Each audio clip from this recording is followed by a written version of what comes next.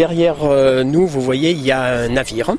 C'est un navire câblier qui va aujourd'hui même donc raccorder un câble sous-marin de télécommunication sur l'île de la Réunion.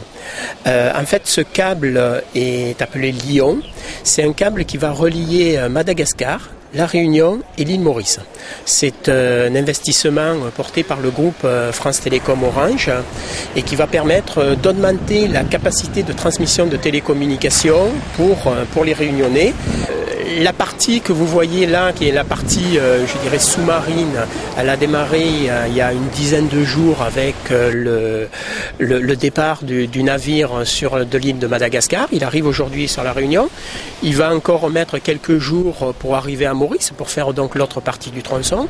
Ensuite, bien sûr, on va opérer à l'ensemble des tests de connexion, de raccordement avec le réseau de collecte. Et on peut dire que les premières offres commerciales arriveront plutôt fin d'année.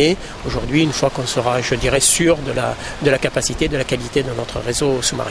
Si on a un souci sur la sortie du câble à Saint-Paul, on peut basculer les données vers le câble Lion et faire face donc à tout inconvénient si jamais cela devait se produire. Il n'y a pas de risque avec un câble sous-marin ? Absolument pas. Ce sont des câbles qui sont construits avec une gaine de protection très très forte à l'intérieur. Et aujourd'hui, donc il n'y a pas beaucoup, si vous voulez, de câbles qui sauf vraiment en cas de tsunami ou de tremblement de.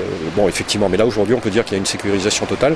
Et la Réunion, depuis 2002, avec le câble Safe, n'a jamais effectivement été isolée. Jamais. Grâce à la capacité future de Lyon, on va multiplier par 6 les capacités d'absorption de tous ces développements de nouveaux usages qu'on aura demain en termes d'utilisation.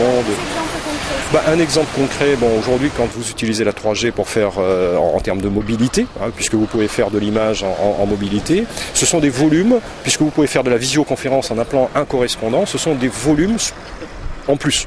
Donc tous ces volumes, imaginons tout simplement que quelqu'un veuille appeler un correspondant donc à Paris et faire de la visioconférence, et toutes ces capacités nouvelles qui arrivent à la Réunion vont permettre de la fluidité, de la qualité pour pouvoir justement faire face au développement de tous ces usages futurs qui arrivent, qui sont là déjà aujourd'hui.